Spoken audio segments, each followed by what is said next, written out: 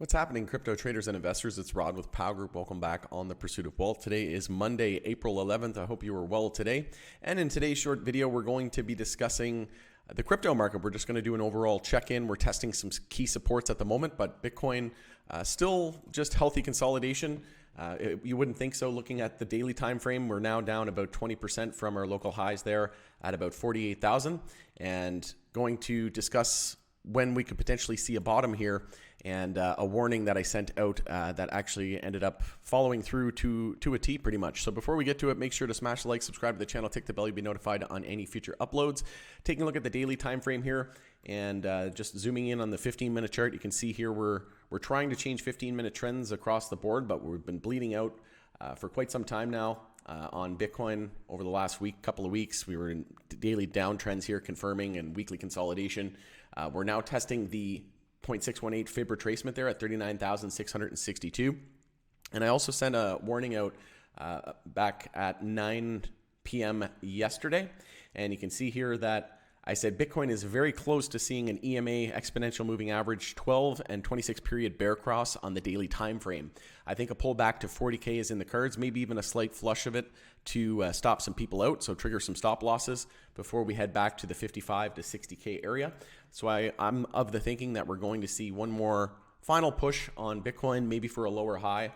Like I said, we're now retracing 20% or so from that local high, and from swing low to swing high, we're now testing the golden pocket fib retracement.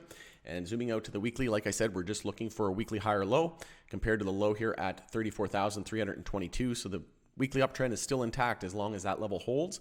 So no major red flags. So like I said, weekly consolidation for the second week in a row. And on the monthly time frame, it's a monthly inside bar. So resistance there is at 48,240 and support is at 37,161. So if we lose 37,161, that's going to be very, very bad. And then it'll be all about the low there at 32,933.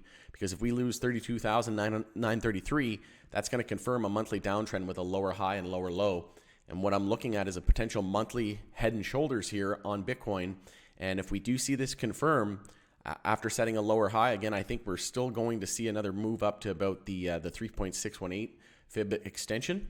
And that would put us around that 60K area. But I think we may get as high as about 55 to 60,000, form a lower high, and then come back down and then break it bearish into, say, June or July, similar to the broader market. I think we're going to see a sell in May and go away, but I do think we're going to see one more final leg up. Well, not leg up. I don't think we're going to see new all-time highs. Personally, I'm not in that camp, but I think that we're going to be seeing a monthly lower high somewhere around that 55 to 60,000. But again, we're just watching this monthly inside bar, whichever way it breaks. If we lose support there at 37,161, then it's all about 32,933, because if we lose that, we confirm a monthly downtrend, and that would be very, very bad. Likely mean that, and the target from the head and shoulders is bringing us to about $18,000, that $20,000 psychological area.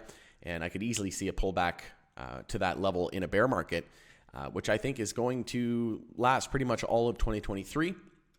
Again, we'll be watching the monthly inside bar. If we break resistance, the monthly bounce continues. And like I said, we'll be watching for a move up to around that 55,000 area.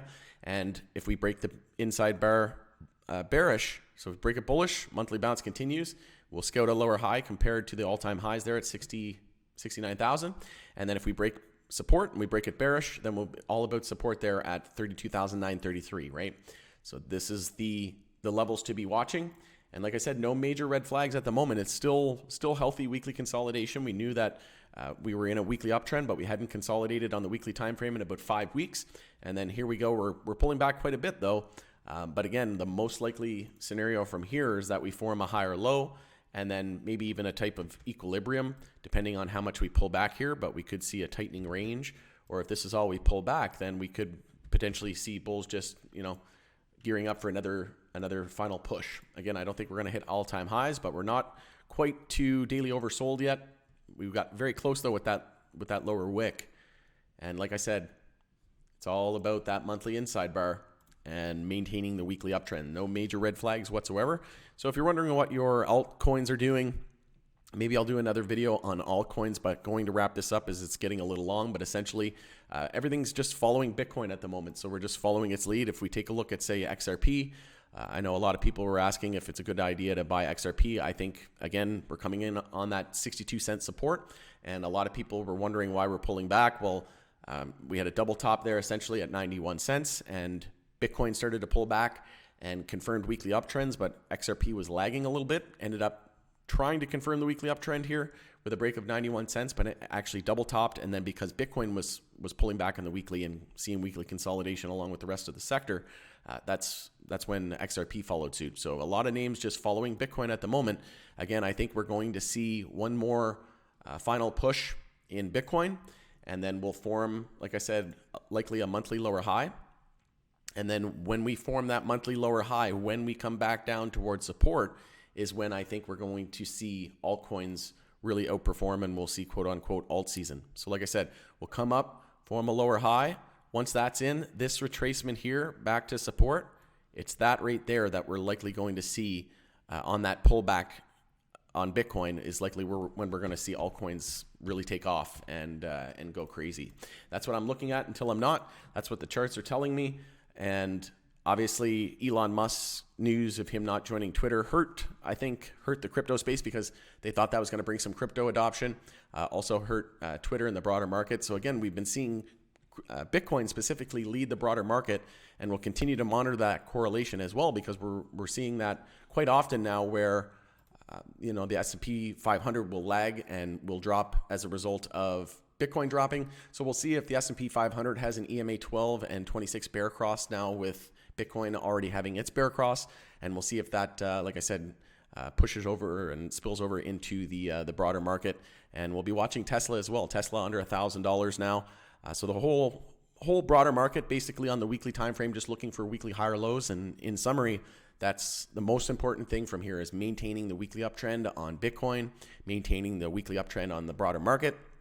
Again, I think we're going to see one more final push and a potential monthly lower high, and then we'll start to see a top likely sometime at the end of April or in May, and we'll see a start to sell in May and go away type of narrative is how I could see it playing out. And like I said, I could potentially see a bear market starting in crypto in the broader market, specifically tech stocks, NASDAQ, and crypto. And I think it's going to last most, if not all, of 2023 into 2024. So not 2 years worth of bear market, but I think it will span 2 calendar years. Let me know in the comments your thoughts and opinions, if you agree with me, disagree with me. Going to end it there, though. If you could smash the like, subscribe to the channel on your way out, I would appreciate it. And as always, we'll see you again in the next video.